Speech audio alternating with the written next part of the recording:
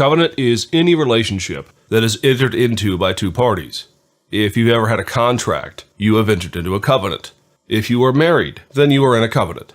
These are called parity treaties by scholars of the Old Testament.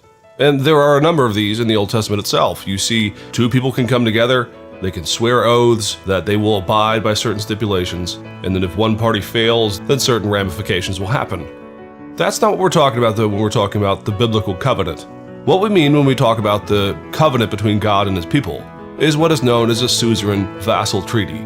A suzerain vassal treaty is between two unequal parties. In most cases, it involves a sovereign or a king and his people. And these are very actually formal things. A king would come and he would first name himself, I am the king of this land and over this territory. The covenant would then lay out what the king had done for his people, all the wonderful exploits, and then the king, being the king, would give certain obligations for loyalty to him. You will abide by my laws, you will trust me, you will do this, you will do that. The sovereign would then lay out covenant blessings and covenant curses. If you keep this, you will get a certain amount of blessing. If you do not obey, then there will be curses.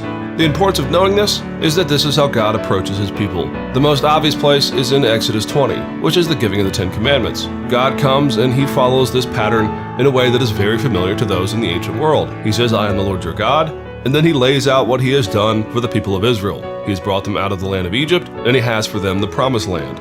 God then gives his stipulations, which in this case are the Ten Commandments. And then as you read through the rest of the 5 books of Moses, in particular in Deuteronomy, all of this is played out very, very much the way we have said. Now, God enters into covenants with his people or with individuals in a number of key areas. With Noah, with Abraham, in this case with God's people through Moses. And all of this is implied that God is going to bless his people, and he requires loyalty from them. However, as anyone who has read the Old Testament knows, Israel doesn't always get on with doing this very well. They fail as often as they succeed.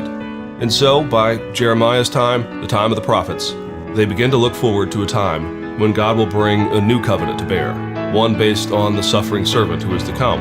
And so in the New Testament, when Christ says that in him, in his ministry, and in his life, death, and resurrection, that he is now our king and our lawgiver, that he is the fulfillment of God's covenant, and that therefore faith in him is what is needed.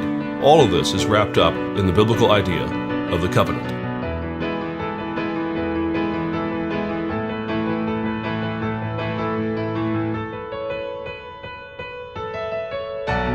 Is that he is the Messiah.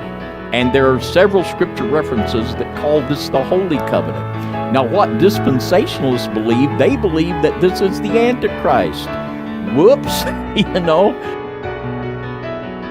A second 3.5-year period of confirming the covenant. This is going to happen when the Son of Man rises.